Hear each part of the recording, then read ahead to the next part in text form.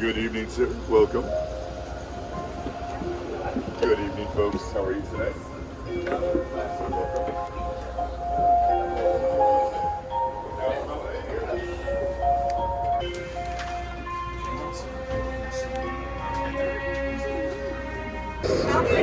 There we go.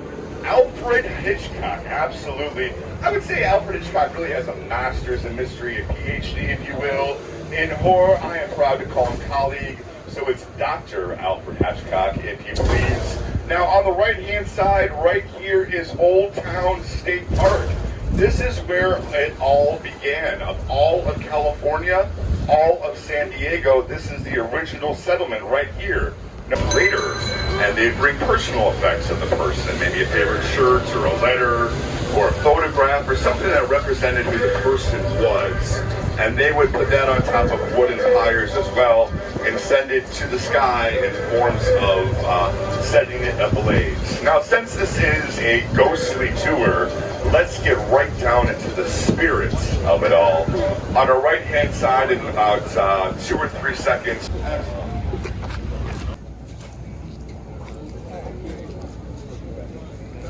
did a couple things that were important to San Diego. First, he established the Church of the Immaculate Conception. Now, when you folks were boarding the bus this evening, that beautiful white church right across the street, that's the Church of the Immaculate Conception that he founded. He actually placed really a true friend. And when he was memorialized, when upon his death, in his memorial, over 4,000 San Diegos showed up in respects to this wonderful, wonderful man. Now, I'm a pretty popular guy. He's a good Irish lad. He escaped Ireland during the potato famine and actually ended up in the east coast of America where he received military training. And then he came out to San Diego in search for a better life, yes, but he also wanted to aid in the Spanish-American War.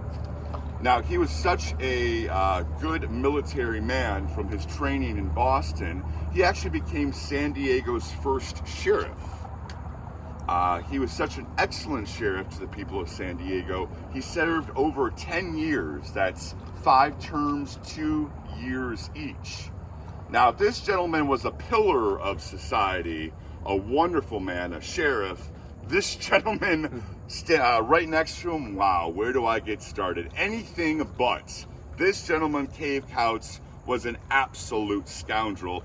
And what's interesting and funny is he had all the makings to be a true military American hero. He actually went to West Point Military Academy with Ulysses S. Grant and Robert E. Lee. And if we remember in our history, yes, Ulysses is the general in the north, Robert's the general in the south. Again, I mean, he had a very prestigious family, went to West Point, which is still an excellent facility. He would have graduated on time, Cave Couts, but this scoundrel already was getting into trouble. He was running a pool hall scam. So couldn't graduate on time with Ulysses or Robert, but thankfully the American government still kind of floated him by next semester. When he came out to San Diego, he became a surveyor, a map maker. Again, you know, he had all the makings from the right family, the right connections. So coming to San Diego to really become a map maker, I mean, it wasn't the best of his abilities. Along the way, he also picked up a judgeship. Now, mind you, these were days where there wasn't a JD program, there wasn't law school, simply going to a military, very prestigious military academy, coming from the right connections, from the right family, that's all you really needed.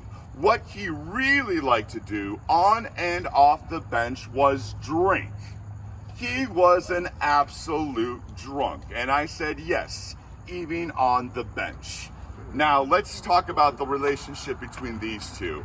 Him as being the sheriff, every time you'd bring in a case after case after case after case, Cave Couts just not really caring, because he was drunk most of the time, but also having a really dislike for this gentleman right here. Cave Couts would simply just throw out the case, would acquit the fake case, or find it not guilty. In fact, Cave Couts was so dirty, he had his foot on either side of the law. He owned a very expensive ranch. His family was wealthy. He had a ranch hand named Juan Mendoza. He actually killed him, yes, outright first-degree murder, and got away with his scot-free. But Cave Couts, this wasn't the only time he got away with murder. He didn't get away with murder twice. He didn't get away with murder 4 times. This gentleman got away with murder 7 different times in his life as a judge. Drinking, of course.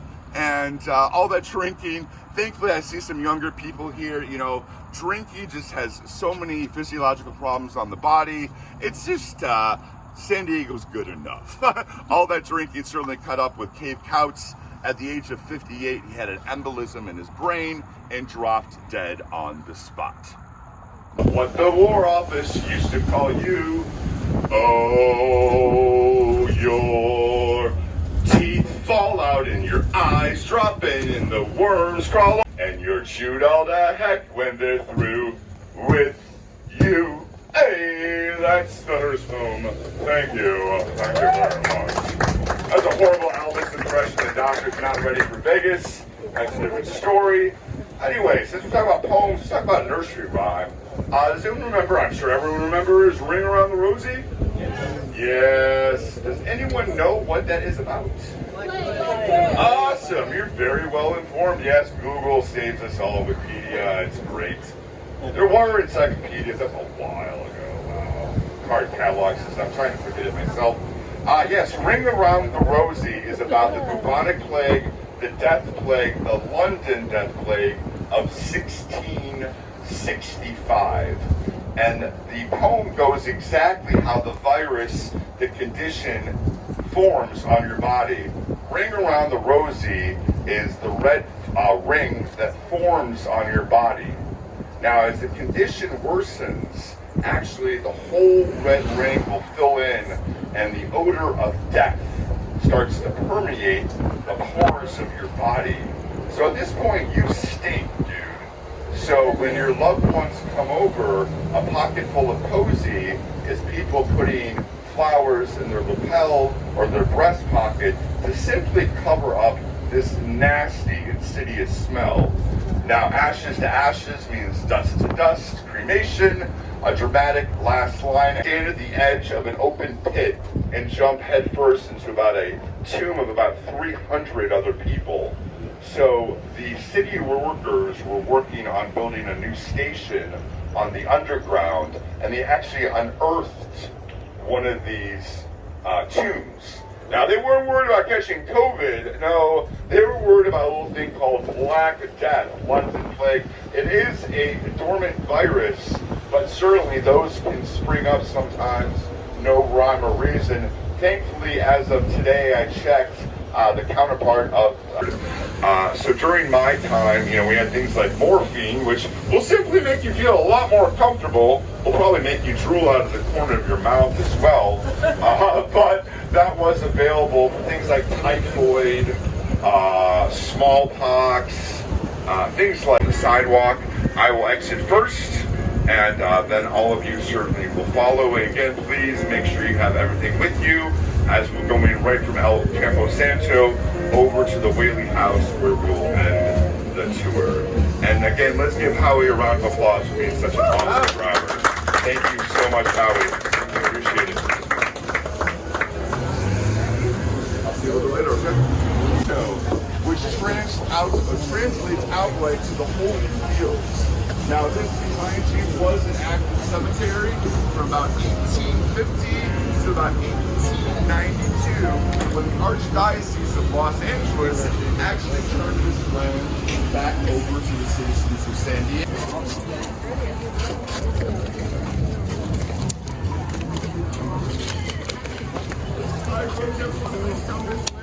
About 10 minutes you'll have about 10 minutes ago, there was a cemetery all over. You know, how the military does it, doesn't it? What? Yeah. This disc right here in the ground, what this represents. Now, an excavation team came out and did an electronic survey of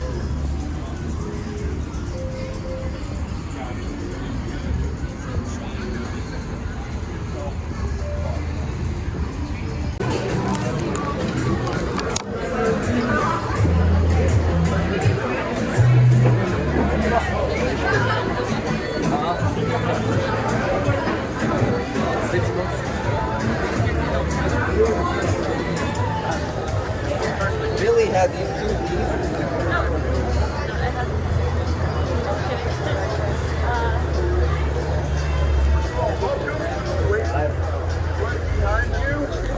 the Whaley House is America's premier haunted home. Now what we're gonna do, this is a private tour for the Whaley House, but we're gonna go to the back side of the Whaley House and talk about some of the historical information, some great ghost stories.